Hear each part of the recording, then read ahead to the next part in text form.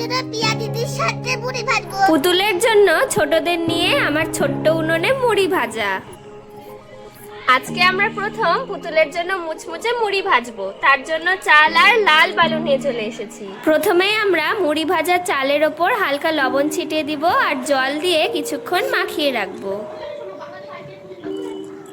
চাল কিছুক্ষণ মাখিয়ে রেখে দেওয়ার পর আমাদের তৈরি করা মাটির ছোট্ট উনুনটি ধরিয়ে দিব। তারপর কড়াইটি বসিয়ে দিলাম। মুড়ি ভাজার জন্য যে লাল বালুটি নিয়ে এসেছিলাম সেটা কড়াইয়ে ঢেলে দিব আর কিছুক্ষণ গরম করে নিব।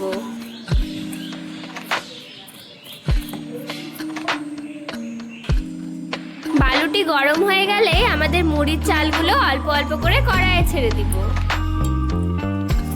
গরম বালুতে চাল ছেড়ে দেওয়ার পরই পটপট করে ফুটতে শুরু করলো। মুহূর্তের মধ্যেই তৈরি হয়ে গেল মুড়ি।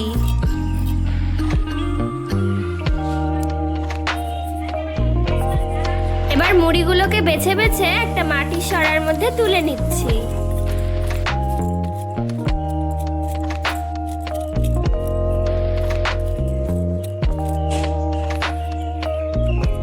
আমাদের ছোটদের মুড়ি ভাজার এটা একটা প্রথম অভিজ্ঞতা।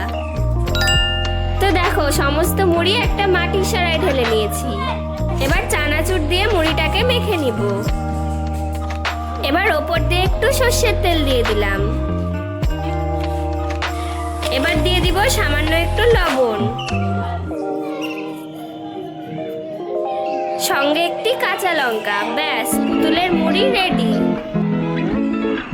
ওয়াও, গরম গরম মুড়ি ভাজা। তোরা এত সুন্দর মুড়ি মাখিয়েছিস, আমাকে একটু দে। বাহ, দারুণ, খুব টেস্টি হয়েছে। পুতুলের খাওয়ানোর পর এবার আমাদের মুড়ি খাওয়ার পালা। ভিডিওটি ভালো লাগলে একটা লাইক অবশ্যই করবে।